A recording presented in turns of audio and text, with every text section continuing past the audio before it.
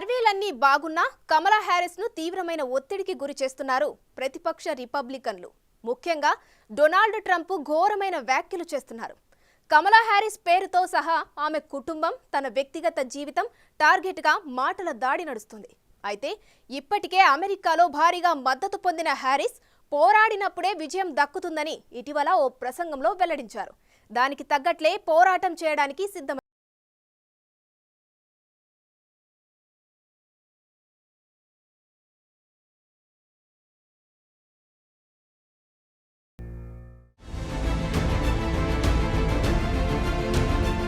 ఈ ఏడాది నవంబర్లో జరగబోయే అమెరికా అధ్యక్ష ఎన్నికల్లో రిపబ్లికన్ పార్టీ అభ్యర్థి మాజీ అధ్యక్షుడు డొనాల్డ్ ట్రంప్ను ఓడించగల సత్తా బైడెన్ కంటే ఎక్కువగా ఉపాధ్యక్షురాలు, భారతీయ మూలాలున్న కమలా హ్యారిస్కు ఉందని పలు సర్వేలు గతంలోనే స్పష్టం చేశాయి. ట్రంప్ నుంచి దేశాన్ని రక్షించాలంటే బలమైన నేతను బరిలో దింపాల్సిన అవసరముందని, అందుకు కమలా హ్యారిస్ సమర్థవంతమైన అభ్యర్థి అని డెమోక్రటిక్ పార్టీ నేతలు కూడా ఒప్పుకున్నారు.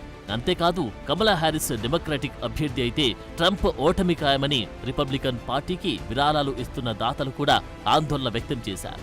ఈ నేపథ్యంలో ఒకవేళ కమలా హ్యారిస్ ఎన్నికల్లో విజయం సాధిస్తే అమెరికా అధ్యక్ష పీఠాన్ని అధిరోహించిన తొలి మహిళగా కమలా హ్యారిస్ చరిత్ర సృష్టిస్తారు. అలాగే అమెరికా ఉపాధ్యక్షురాలిగా ఎన్నికైన తొలి నల్ల జాతీయురాలుగాను కమలా హ్యారిస్ రికార్డు నెలకొల్పుతారు. అంతెందుకు, యునైటెడ్ స్టేట్స్ వైస్ ప్రెసిడెంట్ గా పనిచేసిన మొదటి ఆఫ్రికన్ అమెరికన్, ఆసియా వ్యక్తిగా కమలా హ్యారిస్ ఇప్పటికే చరిత్రలో నిలిచారు. ఇక అమెరికా ఎన్నికల్లో ప్రభావవంతమైన ఓటు బ్యాంకుగా ఉన్న జెన్జెడ్ కూడా కమలా హ్యారిస్కి మద్దతు తెలుపుతున్నారు.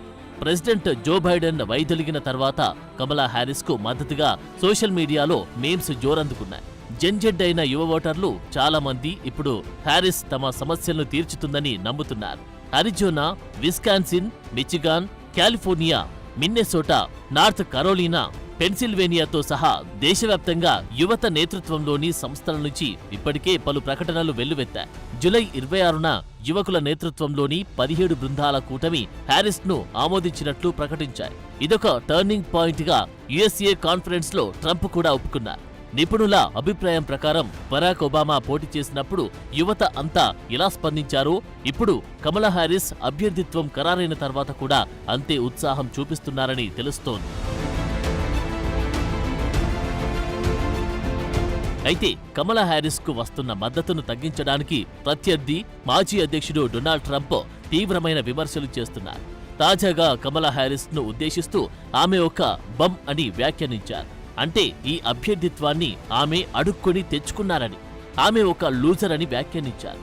ఇప్పటికే వైస్ ప్రెసిడెంట్ గా హ్యారిస్ విఫలమయ్యారని ఆరోపించారు. ఫ్లోరిడాలోని వెస్ట్ పామ్ బీచ్ లోని బిలీవర్స్ సమ్మిట్ లో ప్రసంగిస్తూ ఈ కామెంట్ చేశారు. అమెరికన్లపై వెర్రి శాన్ ఫ్రాన్సిస్కో ఉదారవాద విలువలను బలవంతంగా రుద్దడానికి కమలా హ్యారిస్ వందలాది తీవ్ర వామపక్ష న్యాయమూర్తులను నియమిస్తారంటూ ట్రంప్ సంచలన వ్యాఖ్యలు చేశారు. ప్రధానంగా క్రైస్తవ ప్రేక్షకులను లక్ష్యంగా చేసుకున్న ట్రంప్ ప్రసంగంలో హ్యారిస్ విశ్వాసాలపై ప్రత్యక్ష దాడి చేశారు. She was a bum 3 weeks ago. She was a bum. A failed vice president in a failed administration with millions of people crossing, and she was the border czar. Now they're trying to say she never was the border czar. She had nothing to do with the border. She was the border czar.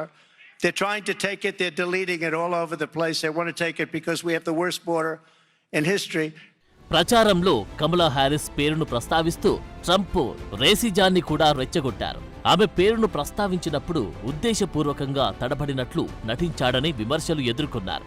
ఆమె పేరు చెప్పడానికి అనేక మార్గాలున్నాయి.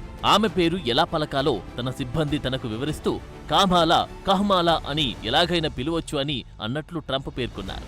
అయితే ఆమె పేరును 7 రకాలుగా పలకొచ్చని, కావాలంటే చాలా రకాలుగా పిలవచ్చని హేళనగా మాట్లాడారు.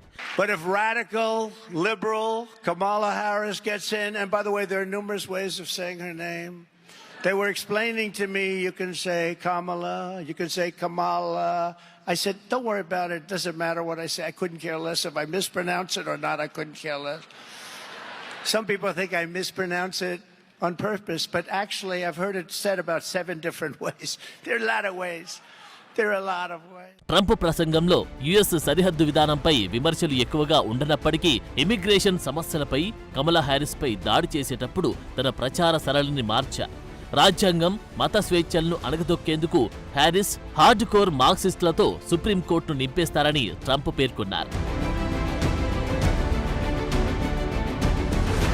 ఇక ట్రంప్తో పాటు రిపబ్లికన్ నేతలు కూడా తీవ్రమైన వ్యాఖ్యలు చేస్తున్నారు. డెమోక్రటిక్ పార్టీ పిల్లలేని, పిల్లల ఆధీనంలో ఉందంటూ వ్యక్తిగతంగా అవహేళన చేస్తున్నారు. 2020 రేసులో హ్యారిస్ ఎలాంటి పరీక్షల్లోనూ నిలబడలేదని కామెంట్లు చేస్తున్నారు. ఇలాంటి పరిస్థితుల మధ్య జాతి వివక్ష కూడా ఈ ఎన్నికల్లో కీలకంగా మారే అవకాశముందనే అభిప్రాయాలు వెలువడుతున్నాయి.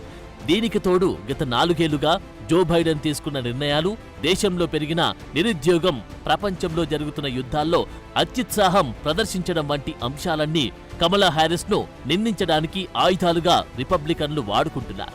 అయితే ఎన్నికల్లో కమలా హ్యారిస్ను ఎదుర్కోలేక భయంతో ఇలాంటి సిగ్గుమాలిన వ్యాఖ్యలు చేస్తున్నారంటూ డెమోక్రాట్లు కౌంటర్ ఇస్తున్నారు. కమలా హ్యారిస్ గెలుపు ఖాయమని ధీమా వ్యక్తం చేస్తున్నారు.